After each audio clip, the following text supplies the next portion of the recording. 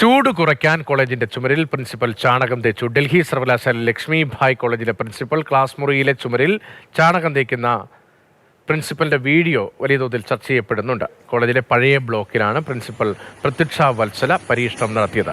P ബസന്തിയായിരുന്നു. ബസന്ത, പ്രിൻസിപ്പലിന്റെ ഭാഗത്തു നിന്നുള്ള പ്രതികരണം വന്നിട്ടുണ്ടോ? എന്തുകൊണ്ട് ഇങ്ങനെ ചെയ്യുന്നു? യഥാർത്ഥത്തിൽ എന്താണ് അവിടെ സംഭവിച്ചത്?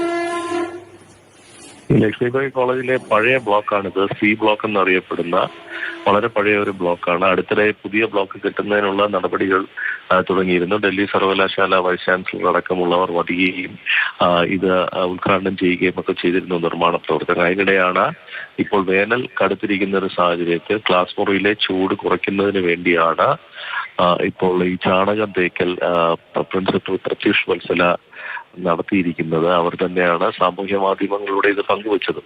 പരിസ്ഥിതി സൗഹൃദമാക്കുക എന്നുള്ള ലക്ഷ്യമാണ് ഉള്ളത്. മാത്രമല്ല, ഒരു വിദ്യാർത്ഥിയുടെ ഗവേഷണ നിർദ്ദേശത്തിന്റെ ഭാഗമായി കൂടെയാണ് ഇത് ചെയ്തത് എന്നാണ് ഇപ്പോൾ ഇവർ പറയുന്നത്. കോളേജിലെ തന്നെ ക്യാൻറ്റീന്റെ മുകളിലുള്ള ഒരു ബ്ലോക്കാണ് ബ്ലോക്ക് സി എന്ന് പറയുന്നത്. കോളേജിന്റെ ഏറ്റവും പഴകിയ ഒരു ഭാഗങ്ങളിൽ ഒന്നാണ് ഈ ബ്ലോക്ക്. അപ്പോൾ ഇതില് വലിയ തോതിലുള്ള വിവാദം ഉയർന്നിട്ടുണ്ട്. NSUI അടക്കമുള്ളവർ ഇപ്പോൾ പ്രിൻസിപ്പലിനെതിരെ രംഗത്ത് വന്നിട്ടുണ്ട്. RSSനും BJPക്കും കൂടുതൽ പ്രിയങ്കരാകുന്നതിന് വേണ്ടി നടത്തിയ നീക്കം എന്നാണ് NSUവിന്റെ ആരോപണം. ശരി.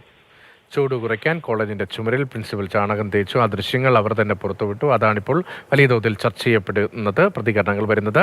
പി ബസന്താണ് ആ വിവരങ്ങൾ നൽകിയത്.